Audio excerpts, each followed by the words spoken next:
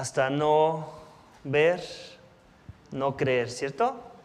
Es un dicho muy común que si eres de México, no sé si en Latinoamérica también lo usen, en el sur del continente, pero aquí es muy común, hasta no ver, no creer. Y yo me atrevería a decir que más que un dicho, es una cosmovisión de la vida de muchas personas.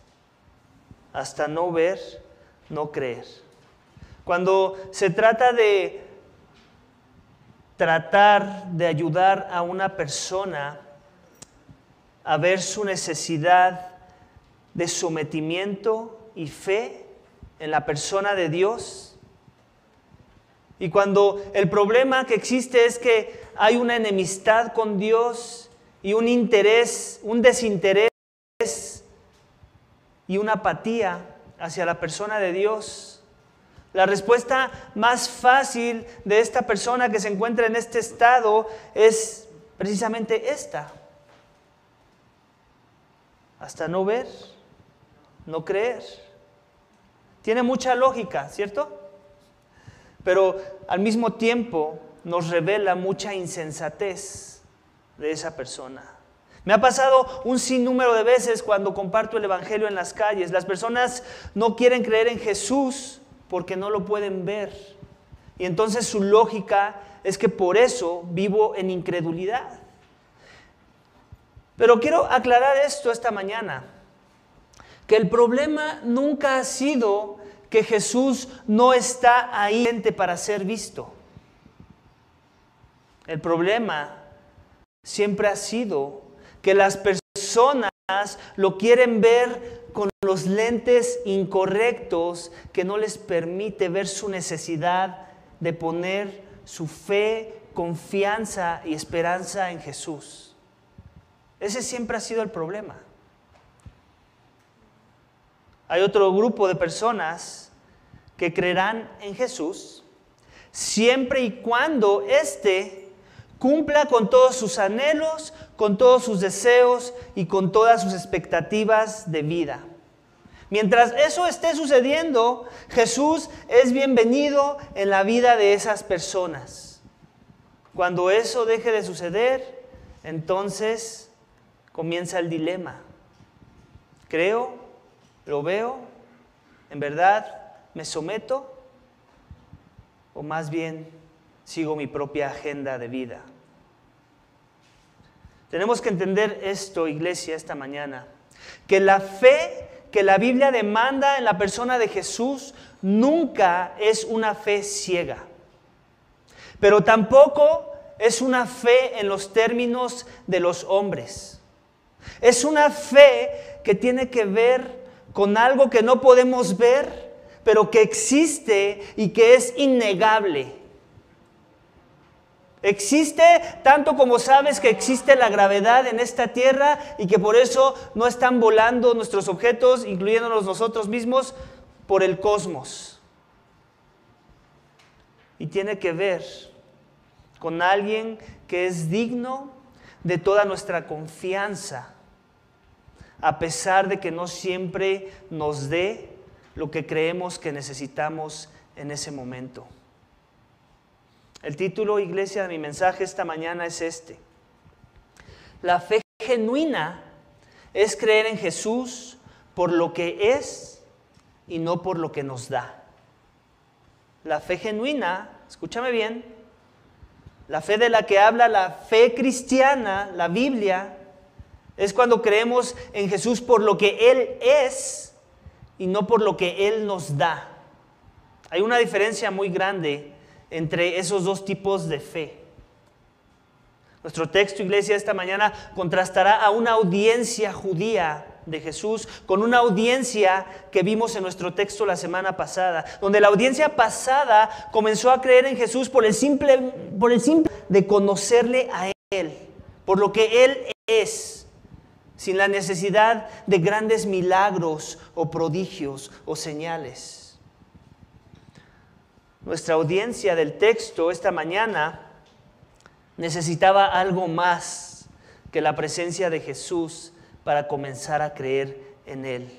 Muchos de ellos recibían a Jesús por lo que les daba y por lo que hacía, y no tanto porque Él representaba el ser el Salvador del mundo.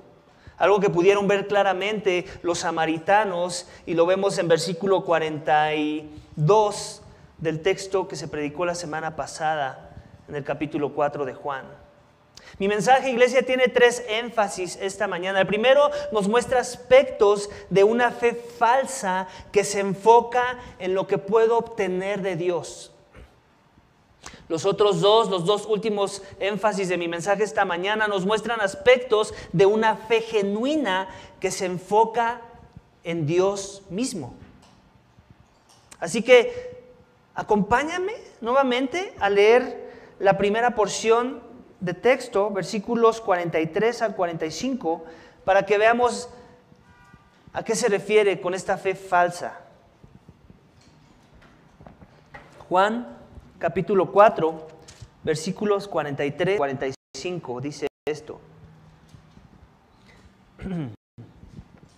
Después de los 2 días, salió de allí para Galilea, porque Jesús mismo dio testimonio de que a un profeta no se le honra en su propia tierra. Así que cuando llegó a Galilea, galileos le recibieron, pues habían visto todo lo que hizo en Jerusalén, porque ellos también habían ido a la... Hace aproximadamente 4 años, mi esposa me platicó de una conversación que tuvo con una mujer. Está casada con una persona que se dice ser pastor. Y la mujer estaba pasando por momentos de salud complicados. Tan complicados que estaban considerando regresar al lugar de donde previamente radicaban y del cual fueron enviados a México.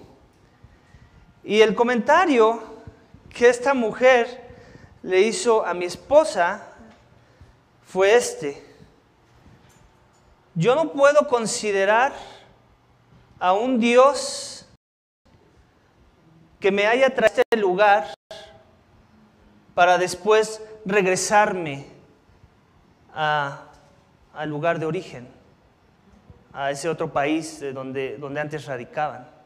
Yo no puedo considerar un Dios así, que me haya traído acá para después regresarme al corto tiempo. Cuando mi esposa me compartió eso, mi esposa en ese momento no supo qué hacer.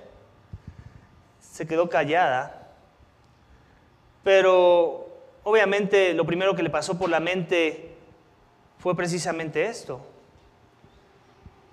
la cosmovisión de Dios que esa persona tenía con respecto a la cosmovisión que mi esposa tenía y que ella obtenía de la palabra de Dios no era la misma. Y si eso creía la esposa, podemos asumir que tal vez el esposo andaba por ese mismo sentir, porque la obligación del esposo es discipular a la esposa. Pero bueno, demos el beneficio de la duda de que no era así. El problema nada más era la esposa, sin importar si era realidad o no, que el problema era de los dos. Había un gran problema en esa declaración: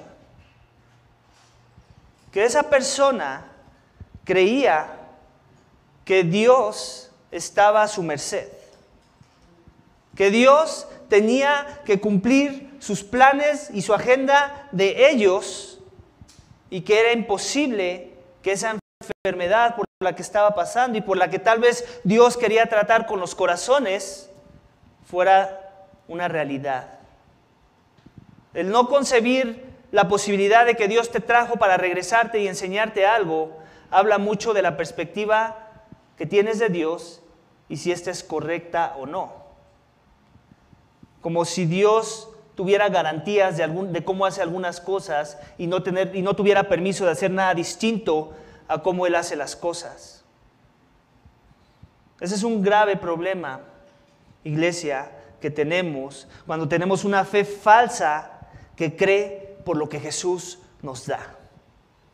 Ese es el primer énfasis de mi sermón esta mañana. Ese es lo que sucedía en el corazón de esta mujer. Y esto es lo que vemos también aquí en el texto que acabamos de leer.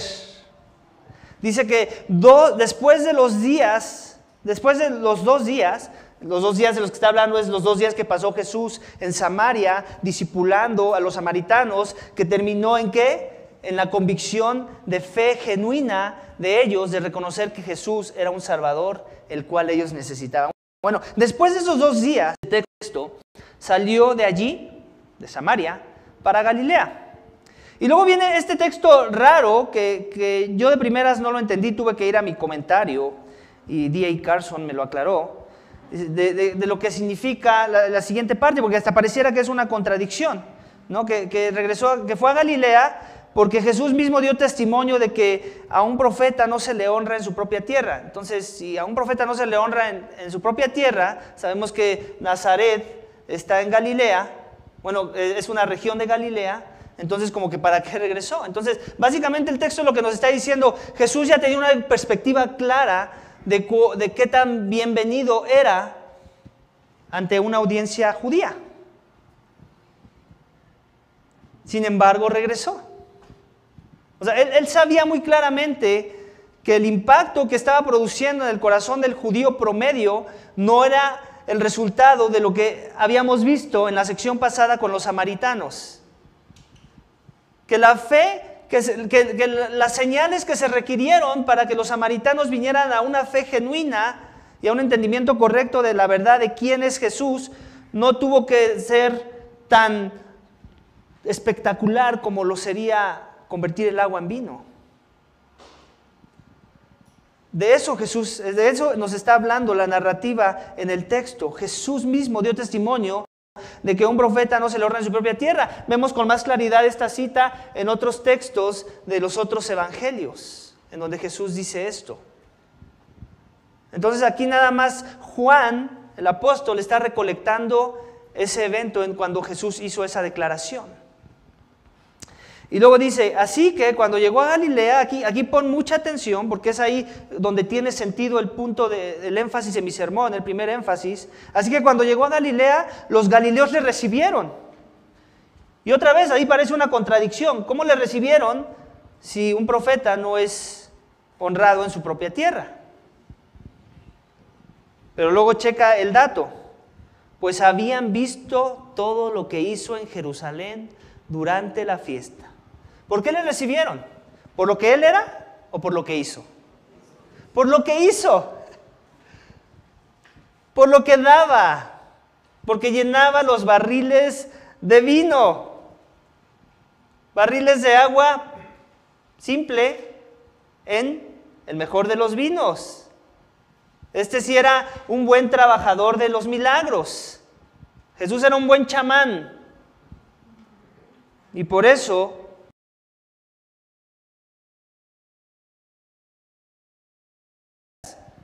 ¿qué iban a poder obtener de su persona?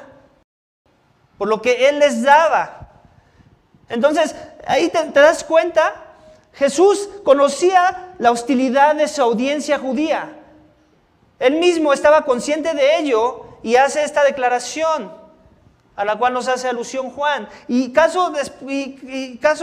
inmediatamente después del texto se nos presenta que los galileos lo recibieron. La pregunta es, ¿cuál era la motivación de sus corazones? ¿Por qué lo recibían? ¿Tenían una motivación correcta? ¿Era porque había una fe genuina? ¿Porque en verdad habían creído en Él o en lo que Él hacía? Y es ahí donde comienza un parteaguas. Es ahí en donde podemos comenzar a dividir los tipos de credulidad en Jesús. Y eso sigue sucediendo hasta nuestros días. Ya te di un ejemplo de cómo luce cuando una persona sigue a Jesús y cree en Jesús, cuando Jesús se ajusta a mi agenda de vida, cuando Jesús se ajusta a mi perspectiva de cómo deben ser las cosas. Pero en el momento en que las cosas salen de mi control, de mi esfera y de mi área de confort, entonces cuidado, porque mi credulidad comenzará a menguar. Mi corazón comenzará a revelar la verdadera motivación del por qué sigo a Jesús. Y lo podemos ver aún aquí con los galileos, pues habían visto todo lo que Él hizo durante la fiesta en Jerusalén porque ellos también habían ido a la fiesta. Entonces, ellos eran testigos oculares de lo que había sucedido. Y por eso le seguían, por lo que Jesús les daba, por sus bendiciones materiales.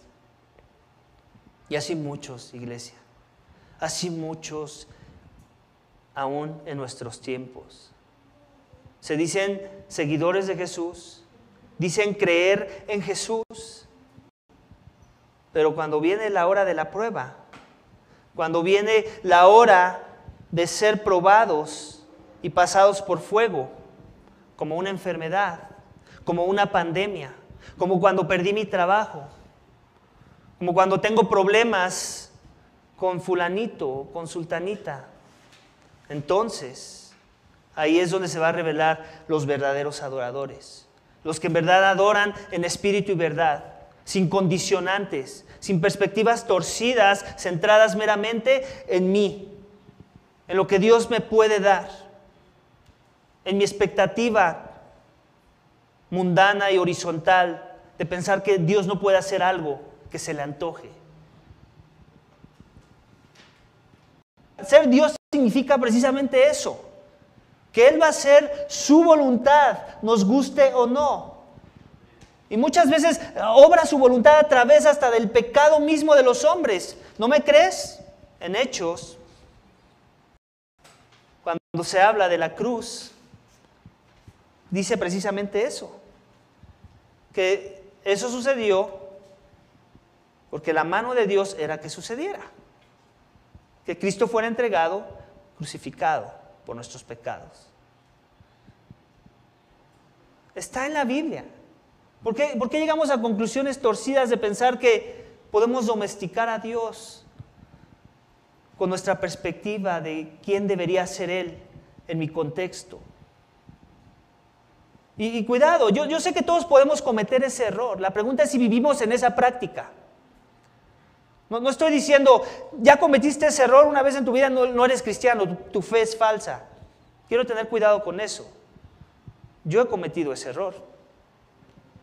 El punto no es si lo he cometido o no. El punto es si mi práctica es esa. Acuérdate que la diferencia entre el que es cristiano y el que no es cristiano, el que tiene una fe genuina y el que no la tiene, no necesariamente es que el cristiano no peca y el que no es cristiano sí peca. Tiene que ver con el arrepentimiento mismo. Tiene que ver con que si hay una práctica de ese pecado que revela que no me incomoda ofender a Dios, que no me incomoda saber qué piensa Dios de mi conducta, de mi forma de pensar. Entonces, yo no sé dónde estás parado tú esta mañana. Yo no sé por qué estás aquí esta mañana. Yo no sé si como muchos que van a las iglesias tal vez por primera vez, vienes a que Dios te haga el milagrito. El Dios de la Biblia no es un Dios de milagritos. Es un Dios de un gran milagro, eso sí. De un gran milagro y el más importante de todos. Y que cuando ese gran milagro te es revelado a tu vida, como le sucedió a la samaritana, como le sucedió a los samaritanos después de haber tenido un encuentro con Jesús, entonces tienes contentamiento en la vida sin importar que van a venir pruebas, que va a venir dolor, que va a venir sufrimiento, que vas a padecer, que vas a tener carencias de muchas cosas. Porque lo que importa es ese gran milagro del que vamos a hablar más adelante. Amén. Entonces la fe falsa, iglesia, cree por lo que Jesús nos da. Vamos a continuar la lectura, versículo 46 al 50. Entonces vino otra vez a Caná de Galilea, donde había convertido el agua en vino, y había allí cierto oficial del rey, cuyo hijo estaba enfermo en Capernaum. Cuando él oyó que Jesús había venido de Judea a Galilea, fue a su encuentro y le suplicaba que bajara y sanara a su hijo, porque estaba al borde de la muerte.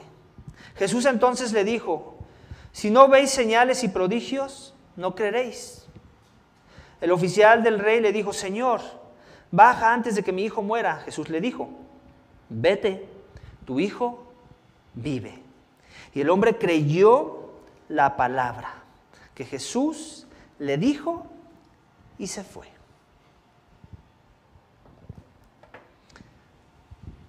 Si algo es verdad, y hablo por mi propia experiencia, estoy casi seguro que también es tu experiencia personal, si en verdad eres de la fe en Jesús.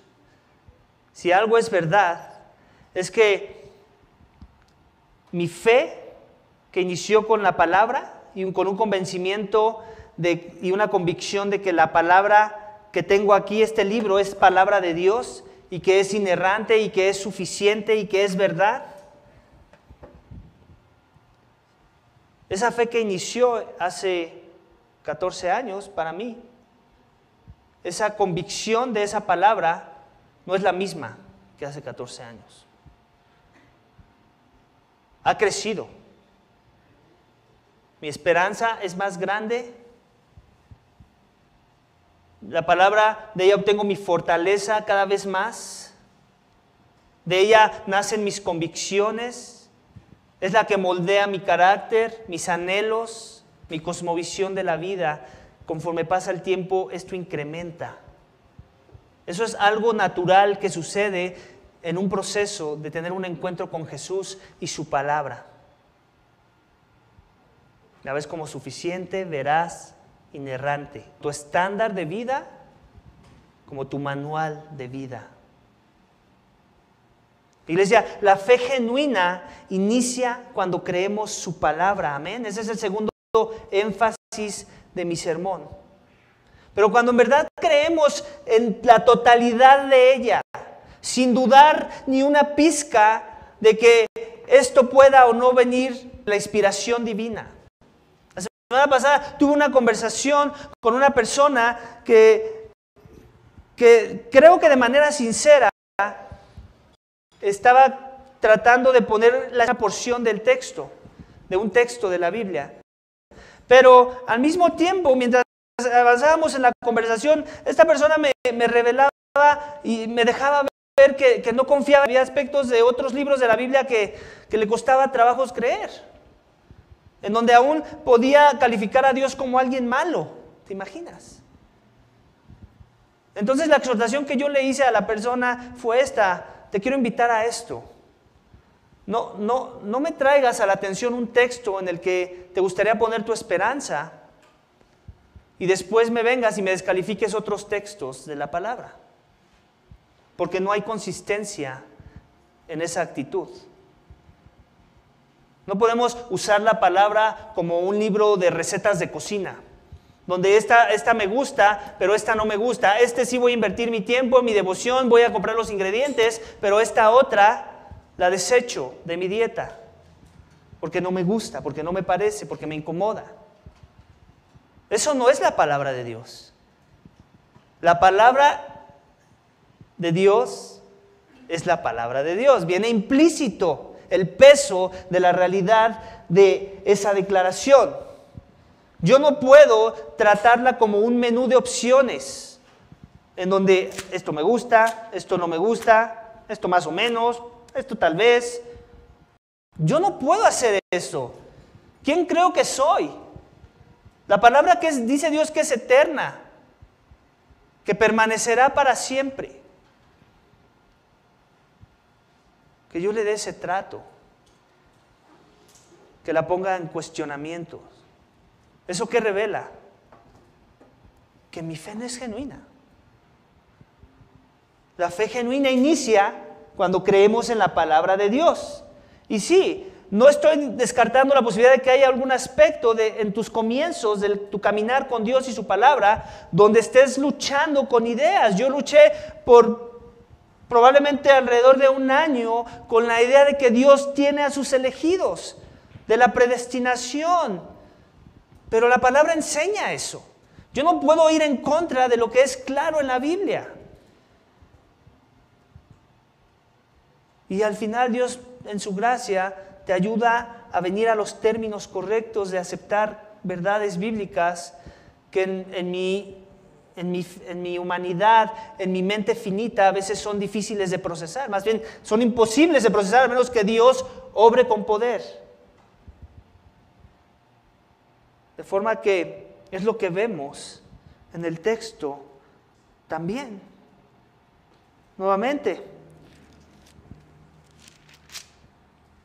versículo 46. Entonces vino otra vez a Galilea, donde había convertido el agua en vino, y había allí cierto oficial del rey cuyo hijo estaba enfermo en Capernaum. Aquí, rápidamente, para dar el contexto, no es el mismo hijo más bien, ¿recuerdas que hay una historia en los evangelios donde hay un centurión que también le pide más o menos, es la misma idea, ¿no? De que vaya Jesús porque tiene a un siervo enfermo. Aquí no dice la palabra siervo, tiene que ver con un hijo y no está haciendo mención a un centurión, está trayendo la atención sobre el oficial de un rey.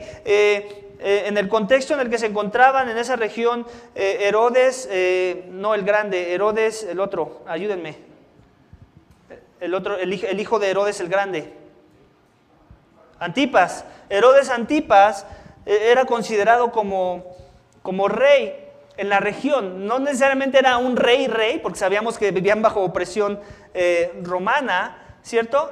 Pero el rey era César en ese contexto, ¿no? Pero se veía como, tú sabes, como parte de la cultura de la región, muchos lo veían como un rey y él mismo se declaraba rey. Él mismo mandaba ese mensaje, no era que a las personas se les ocurría ponerlo como rey sobre sus vidas. De forma que lo más seguro es que el personaje del que está hablando aquí es un empleado de ese personaje, de Herodes Antipas. Y este empleado tiene el atrevimiento, o más bien la necesidad de venir a Jesús. ¿Para qué? Para que le haga el milagrito, otra vez. Es importante reconocer esto, y que también es verdad. Muchas veces Dios nos atrae así, a pesar de nosotros, a pesar de nuestras motivaciones torcidas por buscarle a Él. Así es como me atrajo a mí. Yo la primera vez que entré a una iglesia de sana doctrina, no es porque yo estaba buscando a Dios. Sin embargo, Dios lo usó, y a pesar de mi motivación, a pesar de mi genuina búsqueda de Dios, Él obró por medio de su palabra.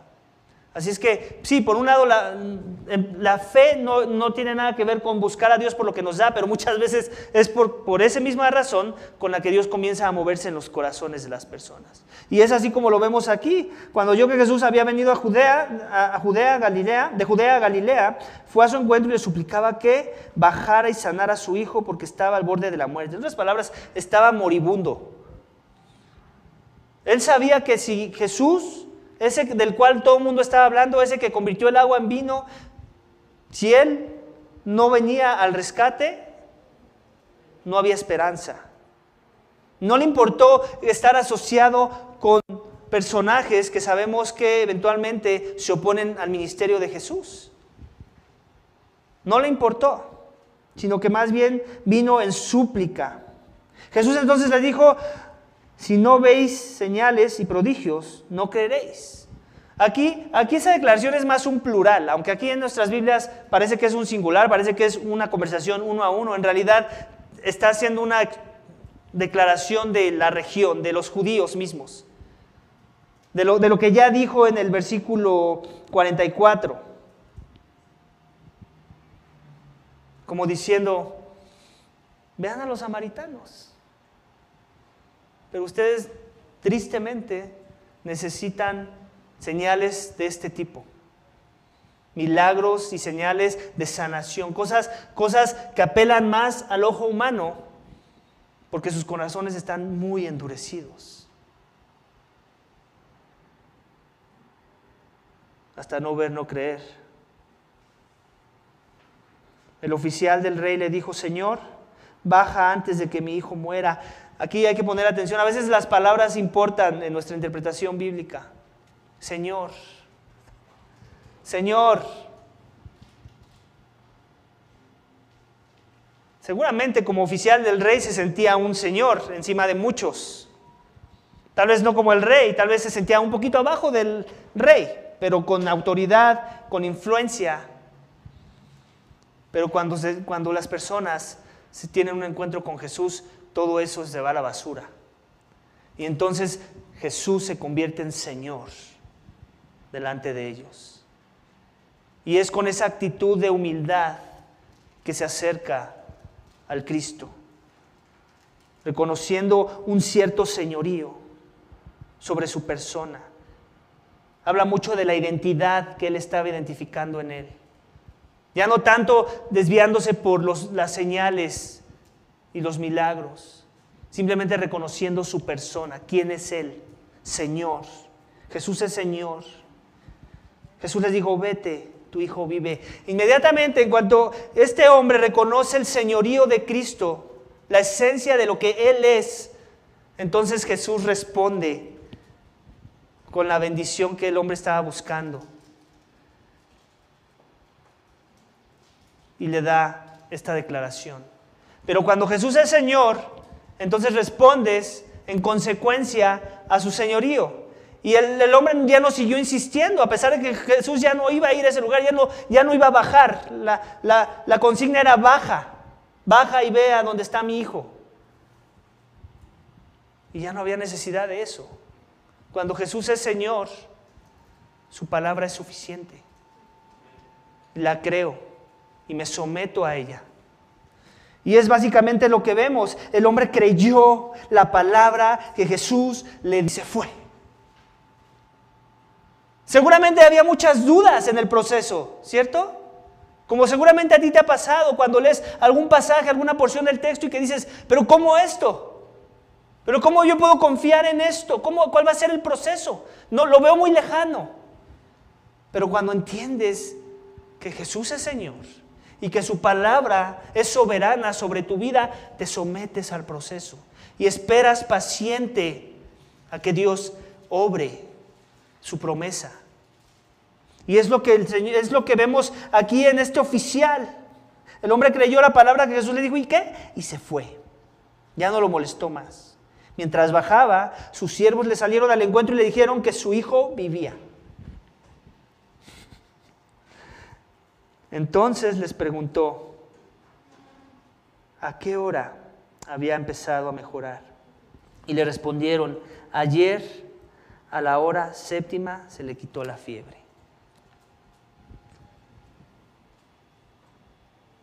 Él creyó la palabra y Dios fue fiel a su palabra. Pero hay que creer. La fe genuina inicia cuando creemos la palabra. Ahora yo te hago la pregunta, ¿tú crees la palabra? ¿Tú crees en todo el consejo, en todo este libro, en cada página? ¿Crees que es suficiente? ¿Crees que transforma vidas? ¿Crees que aquí encuentras revelada la voluntad de Dios? ¿Crees que muchas veces ni siquiera es necesario orar? Muchas veces usamos la oración como una excusa para no obedecer la palabra. Y tenemos que tener mucho cuidado de eso. Suena muy espiritual. Ayúdame a orar para ver cuál es la voluntad de Dios en esto o en aquello. Para ver si la voluntad de Dios es que yo haga esto o deje de hacer lo otro. Muchas veces es más una marca de la falta de fe que radica en nuestros corazones. Porque mucho, me atrevo a decir, todo de la voluntad de Dios para nuestras vidas, si eres uno de los suyos, ya está escrito. Lo único que se necesita es ¿qué? Sometimiento. Pero no va a haber nunca sometimiento si yo no creo este libro. Si yo no creo las declaraciones que fueron inspiradas en este libro. Amén. Vamos a la última parte, iglesia, versículo 51. Mientras bajaba, sus siervos le salieron al encuentro y le dijeron que su hijo vivía. Entonces les preguntó a qué hora había empezado a mejorar. Y le respondieron, ayer a la hora 7:00 se le quitó la fiebre. El padre entonces se dio cuenta de que fue a la hora en que Jesús le dijo, tu hijo vive. Y creyó él y toda su casa. Esta fue la segunda señal que Jesús hizo cuando fue de Judea a Galilea. De la misma forma que en un momento iniciamos nuestro caminar con Dios y su palabra, también podemos reconocer la realidad de que otros tal vez al mismo tiempo, o alrededor del mismo tiempo, o tal vez no fue al mismo tiempo, pero tuvimos un encuentro con estas personas que decían estar caminando con nosotros, ¿cierto? Y a veces hasta veías más emoción en otros que en ti. ¿Nunca te pasó? Que decías, esta persona está más encendida por Dios que yo. Y yo quisiera tener ese tipo de fervor, ese tipo de pasión y desbordarme por las cosas de Dios. ¿Nunca te pasó? A mí me pasó. Y tal vez me sigue pasando en algunos contextos. Y no hay nada de malo en eso.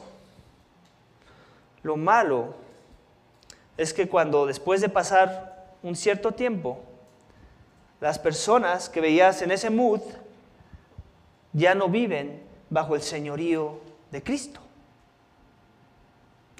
Ya no viven sometidos a su señorío. ¿Qué revela eso? Que no se trata tanto de la pasión, con todo y que la pasión es buena. No se trata tanto de estar súper animados y querer súper animar a todos a seguir a Jesús, con todo y que no nos vamos a molestar aquí en la iglesia si de vez en cuando debemos hacer eso. La clave, iglesia, de la fe genuina, algo que es crucial en una fe auténtica, de un corazón que en verdad ha sido avivado, es que la presencia de la perseverancia está ahí. La fe genuina persevera creyendo en su señorío.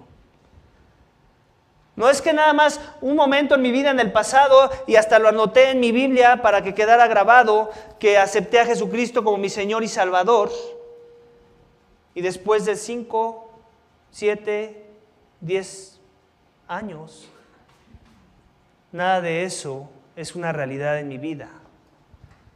Más bien, estoy predicando una fe muerta a través de los frutos que revelan mi conducta, mi forma de pensar.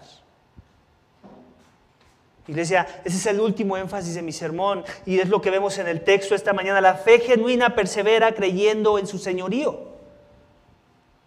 Es lo que vemos en el texto, iglesia. Es lo que acabamos de leer. Esta persona simplemente afirmó su fe de la declaración que Jesús hizo cuando vio que el milagro se había concedido. Pero ese no fue el más grande de los milagros, quiero aclarar. Simplemente fue una plataforma que Dios usó para traer una convicción más fuerte y certera de la fe que esta persona ya había puesto en la palabra del Señor Cristo Jesús. En realidad el milagro era este de versículo 53. El padre entonces se dio cuenta de que fue a la hora en que Jesús Cristo, tu Hijo, vive, como diciendo, wow, esa palabra que creí vino a su cumplimiento. Gloria a Dios por eso. Pero ve la parte, el milagro más importante. ¿Recuerdas que al principio hablaba de un milagro que sí todo el mundo deberíamos estar buscando? Y es este. Y creyó él y toda su casa. Es una afirmación de la misma declaración. Ya habíamos visto que en versículos pasados él creyó en la palabra, pero no se detuvo ahí. Su credulidad fue incrementando conforme avanzó el poco tiempo, no sé si fue un día o horas para llegar a su destino. Y él seguía creyendo. Y la revelación de que, recordemos otra vez, estos son resúmenes. Los evangelios son resúmenes. ¿Okay? No son como las cartas de Pablo, que sí son cartas y todo ahí, nada se perdió. La esencia del mensaje tampoco se pierde en los evangelios, pero sí son resúmenes. Pero en el resumen se nos dice que creyó él, o sea, lo que ya había dicho antes el evangelista Juan, y toda su casa.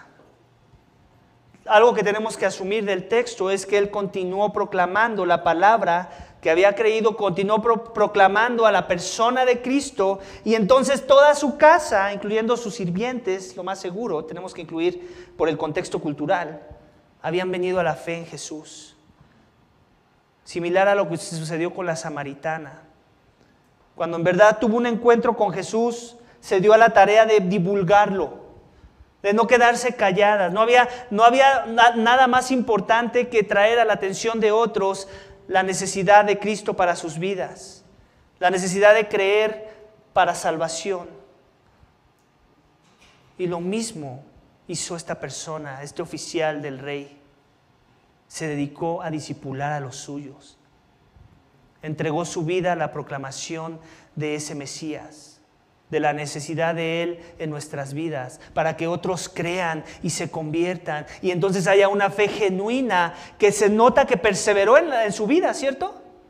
¿Cuántas veces no conocemos personas que se dicen creyentes, pero no le comparten el evangelio a nadie de los que dicen que aman? En sus trabajos, si bien les va, saben que son cristianos, pero sus colaboradores de trabajo no saben lo que eso significa porque no ven una diferencia entre ellos y esa persona. Mucho menos les proclama el evangelio, mucho menos es intencional la persona en buscar momentos y situaciones en las que puedan entablar una conversación espiritual, en la que pasemos del horizontal a lo vertical, como sucedió con Jesús y la mujer samaritana en el pozo. No hay discipulado en la casa con los hijos. ¿Y qué se nota entonces? ¿Qué habla eso de nuestra fe? ¿Es una fe que persevera? ¿Es una fe que demuestra perseverancia? ¿Que demuestra ser genuina? No nada más se trata de que yo crea. Si estoy conforme con que yo ya creí y yo ya escapé las llamas del infierno, ¿qué revela eso de mí? Si no lo divulgo para que otros escapen la ira venidera por causa de nuestro pecado. Revela lo mismo que pasaba antes de que yo dijera que todavía no creía. Ensimismamiento. Se trata de mí. Yo ya la libré. Hay los demás que les vaya a la feria como les toque. Alguna vez conocí a una persona en los inicios de mi caminar con Cristo que me dijo esto, tenía esta maña de decirte el compadre, ¿no? Me decía, oye, compadre, ¿no? Entonces yo le decía al compadito. Entonces me decía, oye, compadre, pero ¿qué necesidad tenemos de estar proclamando el evangelio? Pues ya está todo ahí, ya está ahí, que la gente vaya y que busque. Y yo en ese entonces era mi primer año en el cristianismo, yo pues lo estaba considerando, o sea, tratando de entender su posición, veía un poco la lógica de lo que decía, pero ya después crecí en mi entendimiento de la palabra y vi que eso era una insensatez, era una falta de amor y revelaba falta de creer. Ahora esa persona no camina con Cristo. ¿Te das cuenta? Cómo lo que sale de nuestro corazón revela la identidad de lo que somos. Si la palabra dice, id y hacer discípulos, ¿tú quién eres para cuestionar si los debes de hacer o no? Tenemos que creer todo el consejo de Dios. Tenemos que someternos a la verdad. Nuestra fe tiene que ser auténtica, no una fe barata, no una fe que se desvía, no una fe que no persevera. Y a eso me viene la pregunta incómoda del final de mi sermón. No ha acabado, ya acabé con los puntos, ahora viene una exhortación. ¿Y tú has creído? ¿En verdad has creído? ¿Es tu fe genuina o es una fe falsa? ¿Entiendes tu estado espiritual? ¿Entiendes tu corrupción, tu bancarrota espiritual? ¿Entiendes que no hay obra buena suficiente que alcance el favor de Dios? No importa si te haces musulmán y oras 5 veces al día, o te haces religioso hindú y estás buscando el nirvana, o lo que sea, budista.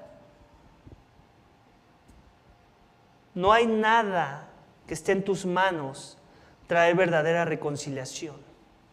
Necesitas volver a nacer. Necesitas ser transformado de adentro hacia afuera. Necesitas que la corrupción de tu corazón, esa hostilidad bajo la que vives, ¿por qué? Por tu pecado, porque has estado amando más que la luz, porque odias las cosas que Dios ama y amas las cosas que Dios odia, porque no te sometes a la palabra, porque no ves este libro como tu autoridad, como algo que está por encima de ti. ti? Una novela tal vez, un libro de buena moral que hay que seguir a veces cuando me conviene. Eso revela tu verdadera identidad. La de alguien que está dispuesto a asociarse con Jesús siempre y cuando Jesús le favorezca tal vez. Mientras dure el favorecimiento. ¿Ves la gravedad? ¿Ves la hostilidad que Dios tiene en contra de tu pecado? ¿Ves que mereces la ira de Dios? ¿Que mereces la muerte eterna? ¿Que mereces la destrucción? ¿Que mereces ser desechado por la eternidad? Porque no has honrado a Dios como Él es digno de ser honrado.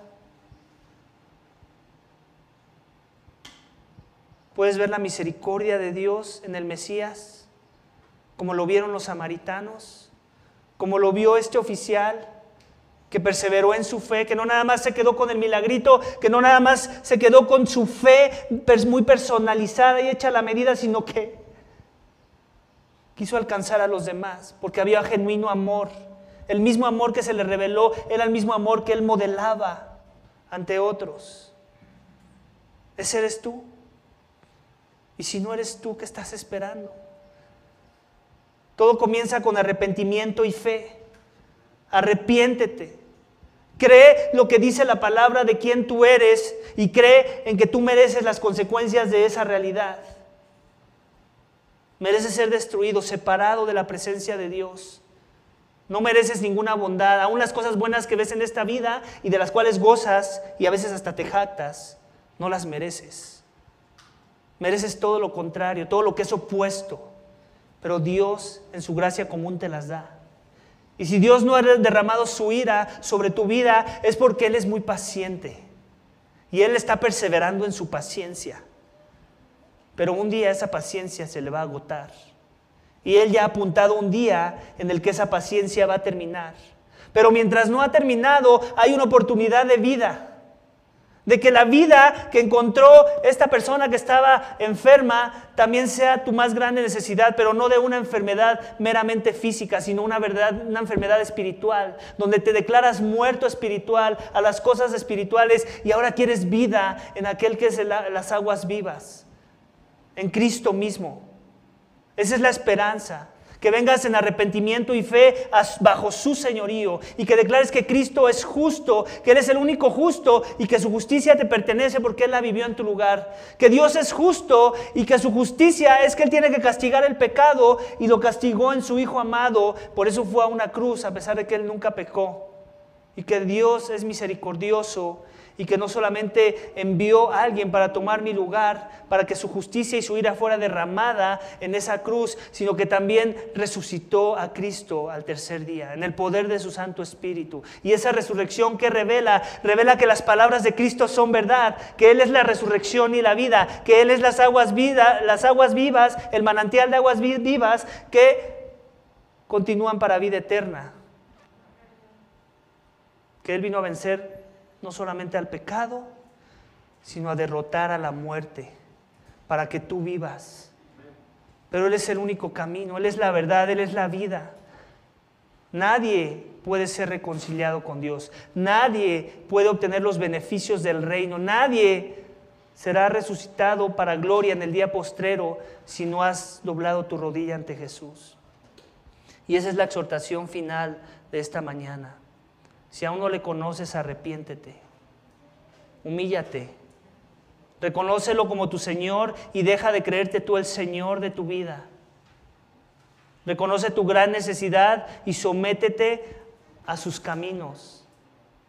No van a ser fáciles, te aclaro, pero van a ser los mejores. No necesariamente los beneficios van a ser meramente terrenales, pero eso ya no importa. Porque lo que importa son las cosas eternas, las cosas de arriba, las cosas que perseveran por la eternidad. Y ese es Cristo, el que tomó tu lugar. Arrepiéntete, reconócelo como tu Señor esta mañana y no solamente vas a escapar la ira, que ya es un beneficio, la ira venidera, sino que vas a tener vida en Él. Y tu vida comenzará a ser transformada, no en tus fuerzas, en el poder del Espíritu. Esas son otras buenas noticias. No es en tus fuerzas, nunca se ha tratado de ti ni la misma santificación, ni tu misma perseverancia. Es en el poder del Espíritu, en el poder de aquel que resucitó a Cristo de entre los muertos, en el poder de aquel que hace que las personas vuelvan a nacer. Vamos a orar, iglesia, para que Dios nos...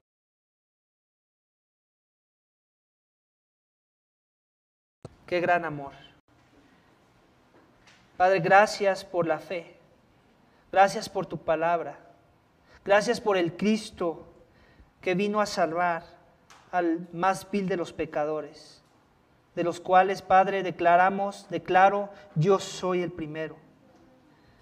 Señor, pero queremos una fe auténtica, no una fe barata, no una fe religiosa, no una fe conveniente, no una fe que se sigue tratando de mí, Señor, sino una fe que en verdad demuestra que tu señorío está por encima de nuestros planes, está por encima de nuestras preferencias, está por encima de las cosas que nos gustan, está por encima de nuestras comodidades. Señor, ayúdanos a someternos al señorío de Cristo, un señorío de una fe auténtica, que siga a Jesús por lo que es, y no por lo que nos da, por lo que es y no por lo que hace, por lo que es, porque Él es digno, Él es el Señor, Él es Dios en la carne, el Dios hombre, el que se humilló a lo sumo para traer esperanza, para traer bendición, para traer redención, para reconciliarnos con el Padre. Ayúdanos, Señor, a tener ese tipo de fe. Yo te ruego que si aquí, en esta audiencia, o aquellos que escuchan el mensaje por la transmisión en vivo, o aquellos que escucharán la grabación de aquí a algún tiempo, que no te conocen en verdad, que viven una fe falsa, una fe religiosa, una fe pagana, una fe en sus términos, que los quebrantes, que los humilles y que los traigas a la verdadera fe cristiana. Pero también te pido por los que ya estamos en la fe cristiana, los que en verdad ya nos ha amanecido, los que en verdad estamos perseverando en esta fe.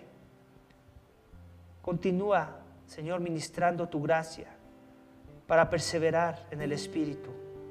Ayúdanos a crecer más en tu palabra, crecer más en nuestras convicciones, someter más áreas de nuestra vida a tu señorío y que se note, Señor, para dar mucho fruto. Ayúdanos a proclamar tu evangelio, que empecemos por casa, que empecemos por los que nos rodean y que se extienda hasta el fin del mundo. Te lo pedimos y te damos gracias en el nombre de tu Hijo amado Cristo Jesús. Amén.